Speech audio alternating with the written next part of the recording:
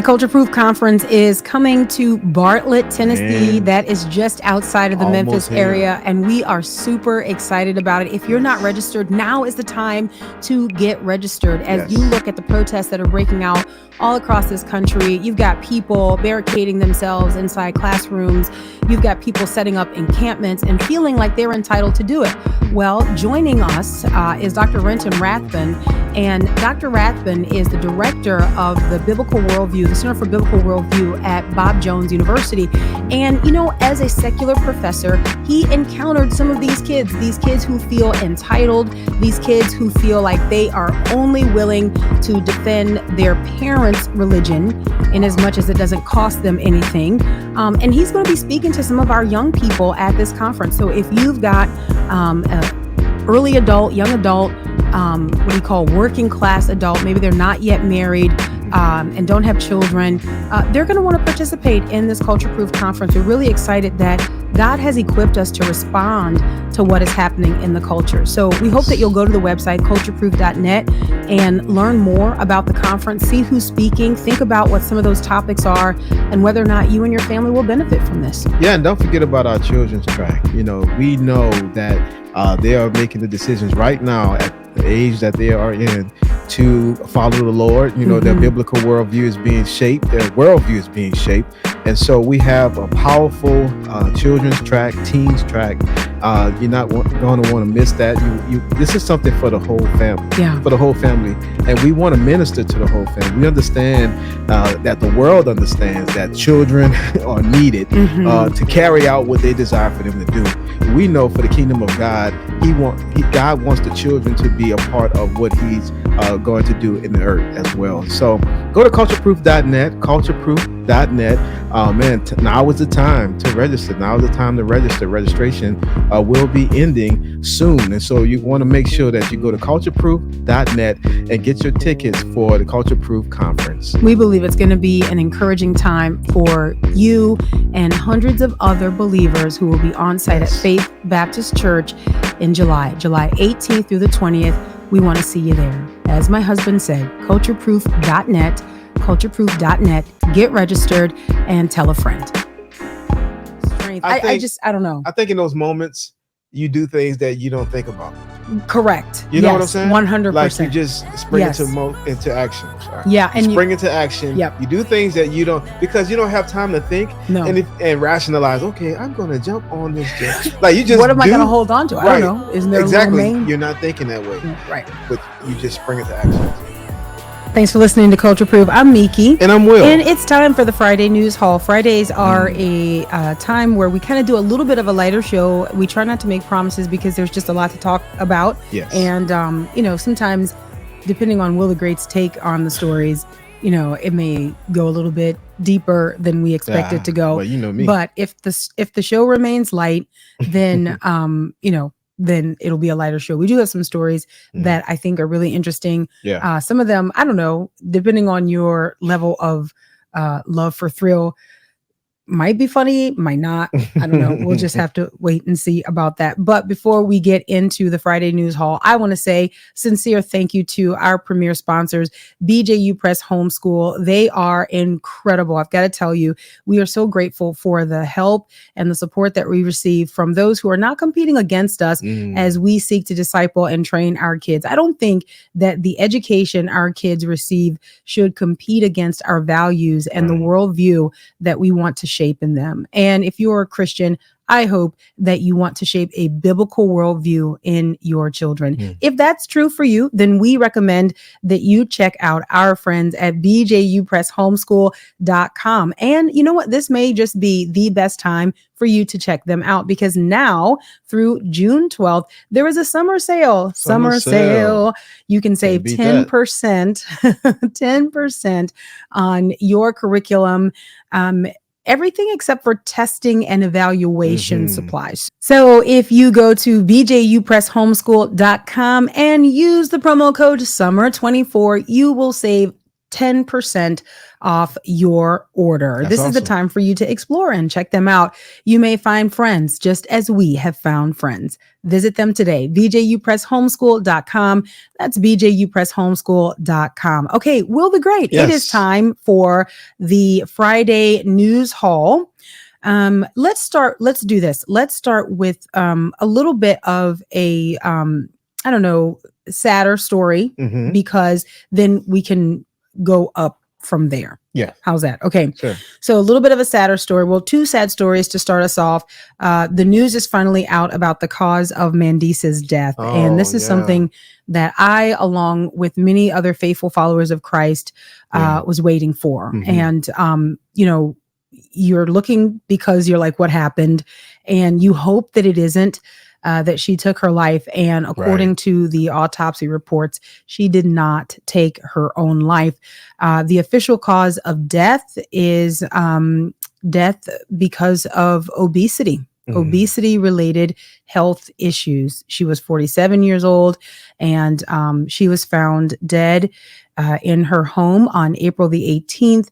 And the autopsy report said that she died of obesity related causes, but also lists that as natural causes. And I guess that's to indicate that there was no foul play, that she did not take her own life, and that her life was not taken by anyone else. I do think it's sad that that was the ultimate cause of her death, because looking back, well, there are two things that I feel, and then I want to get your take on this as well.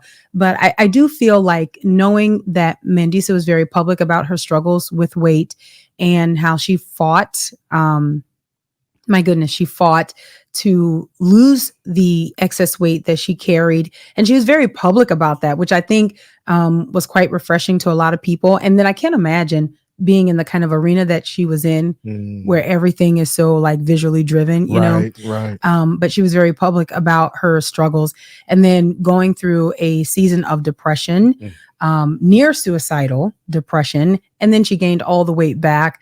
I think this is just a really sad ending for a sister in the Lord. Yeah, it's a very sad ending. It highlights the struggle that she had, and like you said, she really tried hard to lose that weight and keep it off. But, life hit, and it was kind of like, man, it hit her hard. She put on the weight again, and her body, I just couldn't really, function properly because of the weight gained and the loss and the gain. It can do something to your body. But the refreshing and great news is that she's with the Lord. As far as I know, man, she was solid. We even had a chance to see her years ago. We did. It was kind of a funny exchange, but it was man, so that's the beautiful part. But it is sad that someone dies in that way, and but I'm glad that we have the information. I'm glad too, because I did have some questions, and you hope that it's not the case. Exactly. I will say this, and again, not to turn it into like a Monday story, but I did, when I read the story, it's one of those moments where you kind of stop and reflect, because our culture goes through a lot of these almost like shifts, right? Where we are what was recently called body positive.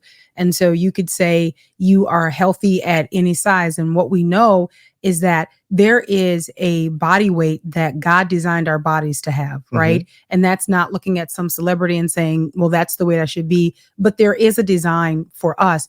And that is the healthy place to be. And I think that's what Mandisa was pursuing. I don't think she was, at least in any of the times that I ever saw her talking about her weight, it didn't seem like she had these unrealistic expectations about herself. And so just reading this story was very sobering for me, especially as a person who has struggled with weight gain and having children and gaining weight and then losing the weight and then having children. And then there's always like this up and down. And it feels like it's something that's always right in front of you, something that you're always trying to take control of. And so just reading that information just made me really sad for her, because it seems like the ultimate almost like loss, right? Like people talk about battling weight, and I guess to die as a result of obesity, to me seems like the ultimate losing of that battle. And that just makes me sad. And I think it also shows in our culture that we can try to kid ourselves and say, that the Lizzos of the world, that is a healthy presentation. But I think at the end of the day, what we know is that God has fearfully and wonderfully designed the body, and that any ways that we might be found abusing the body is not good. Is not good. So whether that is drug use or that's food, any way that we are abusing the body is not good. And that was my takeaway in reading that article. I don't know if you thought anything other than that, but that was my takeaway. Yeah, no, it's just a sad situation. And again, I didn't want it to be left up to my thinking of what happened. I'm so glad, because these things, it seemed like they take a while for the news to come report, out. Yeah. And you're thinking because I remember thinking, oh, what happened to Mandisa? Because the news comes out and then it's like weeks and then it's like this, but it's sad.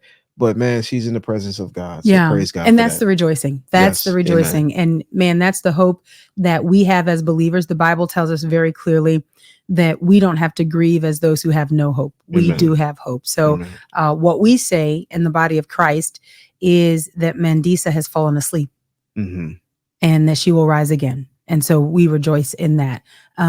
Also, yesterday, we celebrated or looked back or commemorated 80 years since D-Day, June 6, 1944. Years. Over 150,000 troops storming the beaches of Normandy. Wow. Brave men doing the things that, you'd be hard pressed to find that same number today that would be willing to do that. And I would have to say, on the side of freedom, brave men, but some of those were like young boys. Yes. Who actually, lied about their age because they had a desire to fight on behalf of the country. Yes. And so when you see these pictures, you see these young faces, and, it's just amazing to think about that was a different caliber of man, I believe, that understood what was at stake and wanted to be in on that.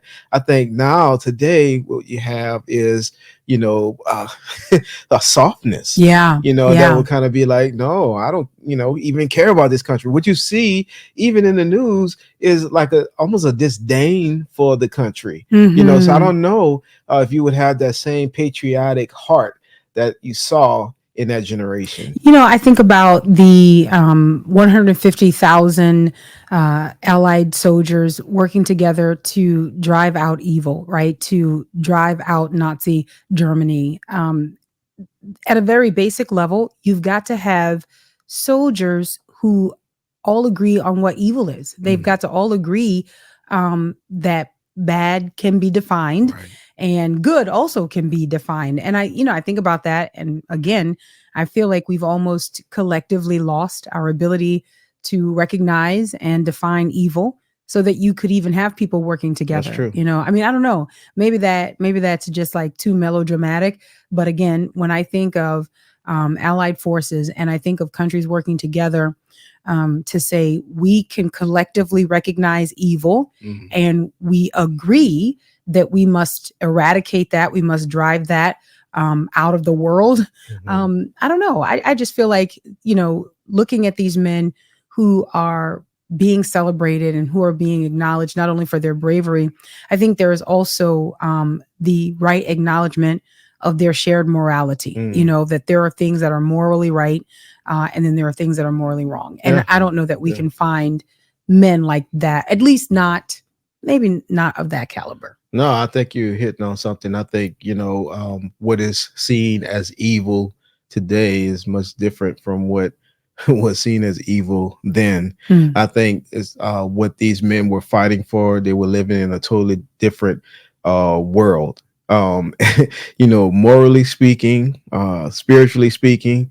So I think that you won't find, that same caliber of man, but I think things are different, so there will be other conflicts to come. So I don't know how it's going to look for the United States when those conflicts arise and we have to be all in, because the military is even different from how it was. Yes. We know in the world. Yeah. Like not just in the United States, like in the world. Yeah. Yeah. But I'm thinking about the United States and specifically because there's a lot of policies that has changed Yeah. the makeup of the military, Weakening yes, our troops. and That's so right.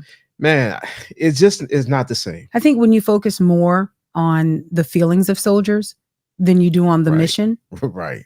you weaken the military. Right. You know, when my goodness, the stories that we've read over the last 5 to 10 years, well, I'd say 10 to 20 years, my goodness, it's just insane to think about the decline and to think about the consistent attack on strength and distinction in the world. Mhm. And so, look, whatever conflict is coming, you will have to pick from the best of the best, but it still won't be the best of what was best. You know what I mean? Like, Yeah. and I mean to say that respectfully because, Right. man, we've, you know, some men and women who Yes. are honorable We and who are appreciate due our honor. military Yeah, absolutely. And that's today, important you know? to say.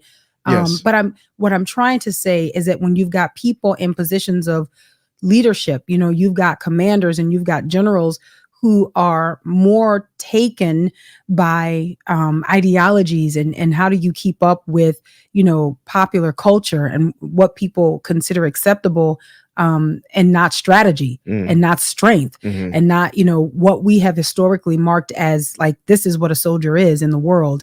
That's sad. I think some of the conversations we're having, you know, some of these men who, I guess, by all other accounts, based on their age, Mhm. many of them, this may be their last celebration. Yeah. You know, we may be looking back on the memories of some of these men and not necessarily seeing them come in Mhm. the wheelchairs as we saw yesterday. But I think they would not even recognize some of the softness Yeah. that's coming from our current military. It has to be jolting. Yeah. For for them, living as long as they have lived and seeing all the different changes, some for the better, but some, Yeah. that's not good at all. Yeah. So I think when we look at that, it's a sobering look, just understanding where we are as a country and as a world. Yeah. This is a little bit of a poetic story. It's a strange kind of poetry. I'll share the news article and then we can discuss the type of poetry that it is. But a World War II Navy veteran died at the age of 102 while traveling to France to attend a D-Day anniversary event. Robert Bob Perchetti. He died on May 31st, and this was confirmed by Honor Flight Rochester, which is an organization that honors America's veterans for their sacrifices by flying them to Washington and hosting events. They confirmed his death. He was a New York resident, and he was on his way to France, where he suddenly became ill. And when he got to France, he was admitted to the hospital and he died peacefully, according to this article. I don't know. He was on a ship en route to Normandy for D-Day, then brought to a hospital. I'm sorry, he was brought to a hospital in Germany where he died peacefully. Wow. A little bit of kind of like I don't know.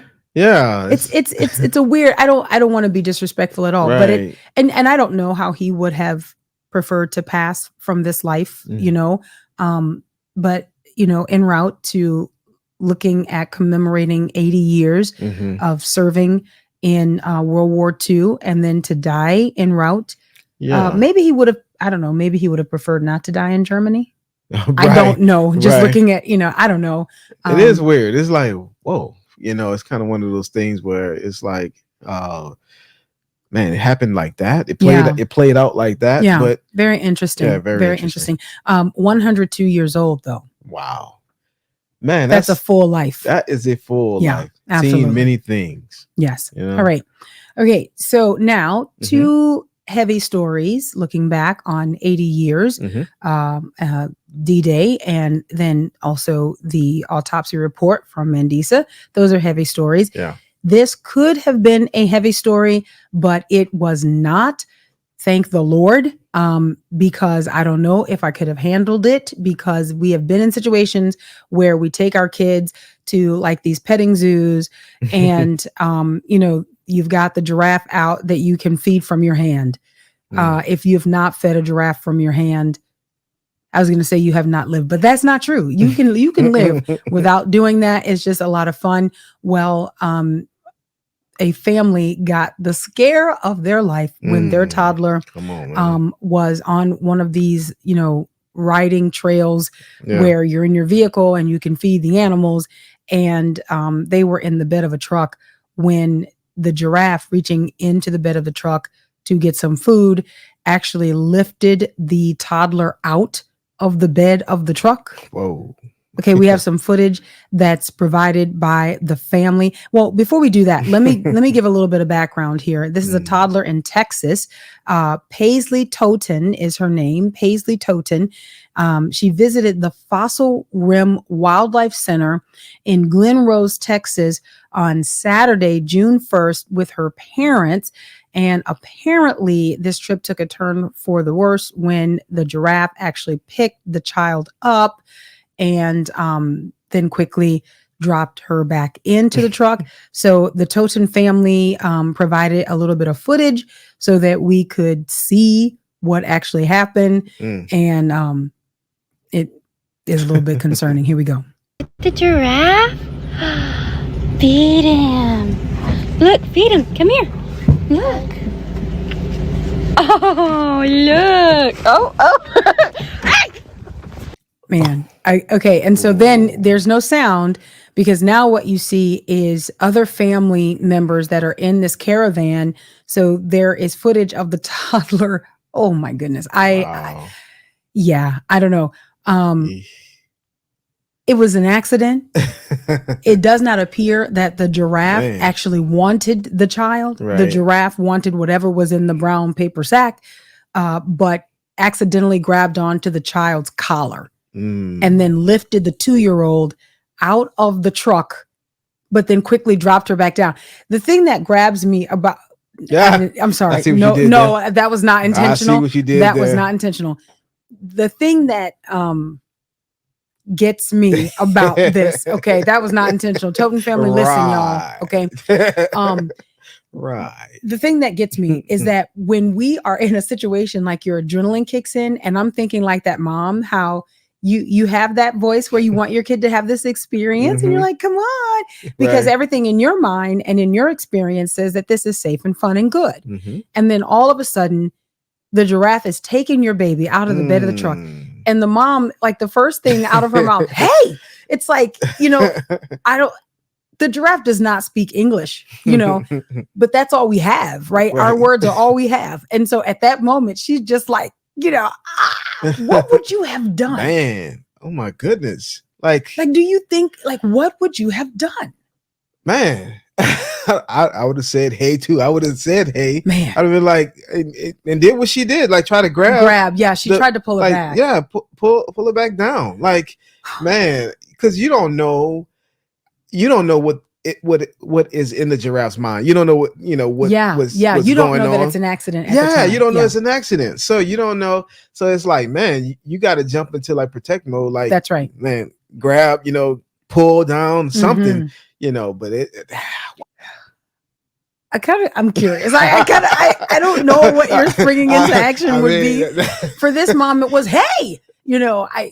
It'd have been some of that too. Yeah. Hey, plus, Jeffrey, I think Jeffrey, if the baby would have been taken by the giraffe, she would have done more than just said, hey. Oh, I think so too. I think so too. It happened so quickly. And as soon as the giraffe had the baby up, he or she, I don't know, dropped the baby. Yeah. And so it was like, oh. Yeah. That was I wonder like what the conversation was after that. Did they, the dad was interviewed in the story. Get out of here. The dad was interviewed in the story. And I'll just give part of his comments. Was he? He was in another vehicle. They were in a caravan. Okay. And so there were other members of the family. Like. Oh my goodness. Well, I say he was in another vehicle. There were other members of the family that got different footage. Yeah. Because we've got the upfront footage where the mom is talking, and then you see she drops her phone. And then you've got the footage from the back, which is another family member. Yes. But the dad was also there. Maybe he's driving the truck. Yeah. I don't know. But he does say that when it all happens, he said, your heart stops. Like he goes, my heart stopped. My goodness. And then, he goes on to describe how he felt. I won't go into details about what he said. Okay. But anyway, Wow. there's a frightening aspect of that because animals are so unpredictable. Right. You don't know exactly Oh my what goodness. they're thinking. Anyway, Yeah. I don't know. I like to think that Mm. I would have jumped on the giraffe and been galloping around like the safari thing. Give me my my son. goodness. You know, I don't know. There's a part of me that I think animated enough in my mind. I imagine I've got the feed, I've got the food in the Mhm. sack, and I'm able to like control the giraffe and get our son, Mm. and then And then what? and then bring him back. Like I don't know, all intact. Like you know, the giraffe whisperer. Like I control the giraffe. I Yeah. got the boy. Right, Bring the right. boy around the back on Nah, the it wouldn't giraffe, look nothing like that. and then you know it wouldn't look anything like the that. giraffe slowly Yeah, kind of right. walks back to the truck, Yeah, and we all right. get off, and then there we are. Sure. Certainly, Nothing like that. I don't know if they The opposite. yeah, I don't know if they Chaos. paid for this, but I'm definitely going to see about getting my money back. Like, hey, listen, you know, And I don't even know if I'm thinking about money back. I'm thinking about, okay, let's go. That's enough. We just seen enough. I'm like, well, we didn't Trip use all, over. I'm like, we didn't use all this feed. We still got some kerns. Kerns, kernels. We done. Anyway, okay, last story for the Friday News Haul. This is the newest way for you to know that you are old, according to Gen Z. Okay. So let me ask you this question. What kind of socks do you wear? What kind of socks do I What wear? kind of socks do you wear? What? What you mean what kind? Like, What kind of socks? What style of socks do you wear? oh, It's not a difficult question. I mean, it is. 'Cause But I when have you different when you overthink I it, have different, like, okay, wow, wait, hold on a second. socks. Teach I have us different. something. Teach I us have, something like- because I didn't know that you I have had ankle different- socks. I have Okay. like the ones that go up to like my calf. I I guess. think those are called crew socks. I don't know what they're called. They're but- called crew socks. Gen Z's rolling You their know, eyes at you. And I'm really old. I have some compression socks. Hey, I'm not ashamed. Do you mean I like would- I ha- girdles for your No, legs? I- Leg girdles. Okay, got it. when I work out and stuff. Yeah, sure. compression. Wow. Oh man. The- Upper 40s. And I'm not Circulation talking going. about the temperature. It is upper 40s today. Whatever. Okay, so yeah, you've got what's the compression deal? socks, you've got ankle socks, and you've got crew socks. Well, according to Gen Z, they are officially canceling ankle socks. They say okay. that I don't ankle know why. socks are the sign that you are a millennial. They don't even mention Gen X, so don't even Wow. worry about I mean, it. we But they say never that get mentioned ever. ever. So they say that ankle socks are a sign that you are a millennial. And so Gen Z has officially done away with the ankle socks, just like they did away with the skinny jeans. Oh, And yeah. according to I this agree with article, them just like with they that. did away with the side part. They say don't- all I of don't that's agree got with to that. go. Well, I mean, I don't have any hair. like, what are you partying? But Like, Tim, why are Timmy you has a side protesting? part. I love his side part. I love Hey, Timmy's side part. But I seem like our kids wear ankle socks, like the girls. No, well, they used to, but now they wear crew socks. I don't know if you've noticed. And, I and thought they were- one of wore them ankle is doing socks. something really like wild. What's that? She's wearing crew socks with Crocs, and I don't understand, like, you know, the water shoes, the amphibian shoes, Yeah. whatever.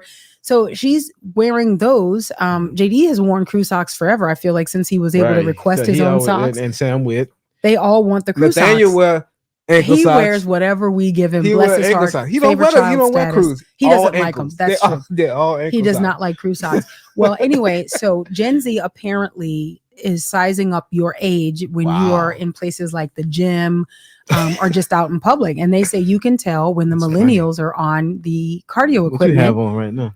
I am sockless. Okay, Thank you what they very say much. about that? They be like sockless. Oh my goodness! I probably am the next generation. I don't know. But this is really interesting. So here we go. First, Gen Z came for the skinny jeans, then they came for the side part, and now in a death knell against 30 and 40 somethings, Wow. just trying to live their lives, the Right. youth have canceled ankle socks. Mm. According to Trend Reports, social media and Generation Z themselves, ankle socks are out. Crew socks are in. According to one social media influencer, let's see, this is an Australian lifestyle news site Mm. called Kid Spot. They don't know nothing. They say this quote, all right, millennials, brace yourselves. Gen Z has a message regarding your fashion choices, and I'm here to deliver it. So get ready to take notes. I'm here to talk to you about those ratty little pathetic excuses for socks you have on. Yes, I know they're there, Wow. even though they're trying so hard to be invisible. I see them, and I'm sorry, but they're officially canceled.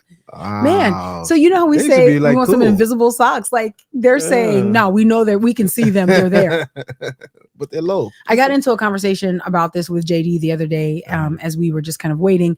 And I asked him about socks and, but then I showed him a picture of jeans and some like sneakers. Mhm. And he said, but I think that outfit actually calls for some like, ankle socks. I wouldn't wear crew socks with that.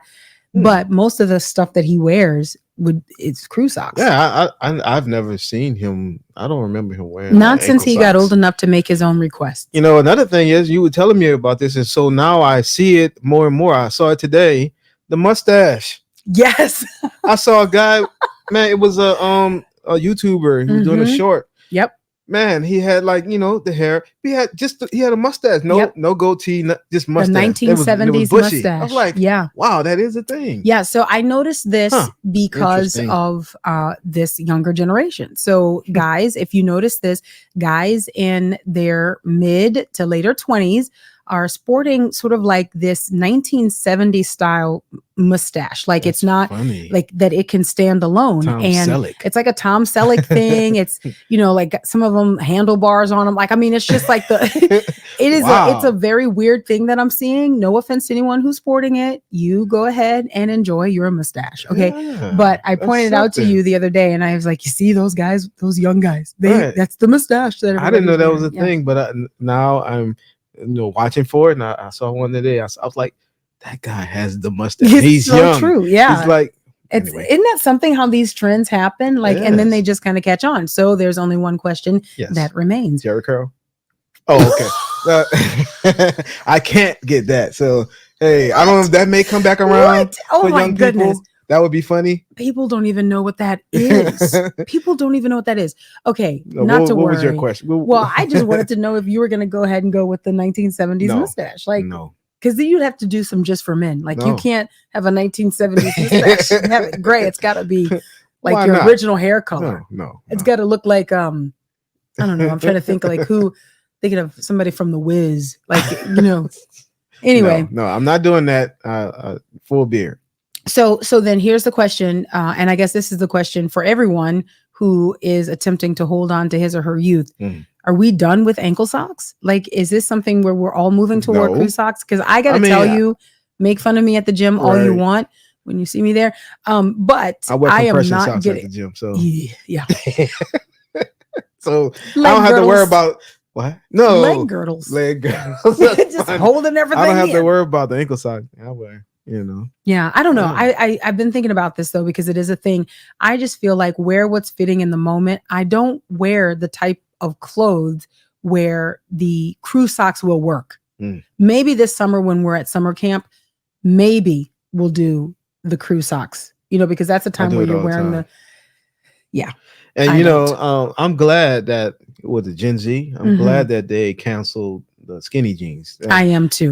Way to reclaim your manhood. Good choice. Good choice. That. Yeah, very good. But yeah, so I don't know what they wear in addition to that, like what has taken the place of the skinny jeans, but skinny jeans needed to go. So yeah, good job. I think actually what I see among Gen Z is a baggier jean around like the mid and to the butt and waist area, and then a more tapered jean down at the bottom. That's what, at least I feel like I've noticed that. I don't think it's just a straight skinny jean anymore. I think it's more like a intentional baggy type jean. Like it I don't know if I'm thinking about this right. And I have noticed for guys who are balding, the backwards fade, where where there's hair in the back. It's like a mullet, but not really. It's it's bald right here. If you're watching this over on YouTube, we'll get Mariah to drop in some pictures of what he's talking about. It's it's faded pretty nice. I couldn't do it. I couldn't do it. It is horrible. But the fade is pretty sharp. It's like, yeah, man. It's like, whoa, but The hair is in the back and it's faded. It's That should never be done, ever. I mean, Ever. I've Like, that seen should a never few be pictures done. with, No. and I'm like, whoa, that's a thing. Okay. Yeah, that should never be done. Let me say this. The backwards fade should never be done. But what should be done is that you should register for the Culture Proof Conference. Yes. Can that just be one of the last things that we say as Sure. we wrap up this episode of the Friday News Hall? We want to see you in Bartlett, Tennessee, just outside of Memphis, July 18th through the 20th. We are so super excited as we get closer and closer and closer. Abraham Hamilton III, Dr. Renton Rathbun, Dr. Kathy Cook, Dr. Lee Brand, Dr. Jason Lyle, Israel Wayne, Nikki myself, Addison. Will the Great. Like, we are super excited. There are going to be multiple breakout sessions, also keynotes that are going to be powerful and impactful. There's going to be a panel discussion with all of our keynote speakers, targeted questions, kind of getting you ready for the weekend. And then, of course, the kids and teen tracks that your kids are fully able to participate in. Rumor has it that there is discussion about bringing a petting zoo. So we're still clearing that working with out those kinks, like PETA, just to make sure that we can do it. But we are serious about equipping our kids to stand and to shape a biblical worldview in our kids. And so even from the youngest to the oldest, we want to make sure they understand that there is much to be made of who God is and what he has done. So you can learn more about the Culture Proof Conference by going to cultureproof.net. That's cultureproof.net. We see more and more registrations coming in as we get closer. Please go ahead and get registered so that teachers can make their final plans for their classes based on the size of those classes. We want to see you there. Learn more by going to cultureproof.net. Dates July 18th through the 20th in Bartlett, Tennessee, just outside of Memphis. Also, if the Culture Proof podcast is a blessing to you, please make sure that you leave a 5-star rating over on Apple. You could also write a review, which would be really helpful. It just helps us to, kind of get on the algorithm's radar. I think it's a person. I don't know. Algorithm. Yeah. That's his name. Mr. So we want Mr. Algorithm to pay attention Yes. to what we're doing. And you are a huge part of that. When we resist those cultural trends that rival the truth, we remain culture proof. Until next time, Lord willing. God bless.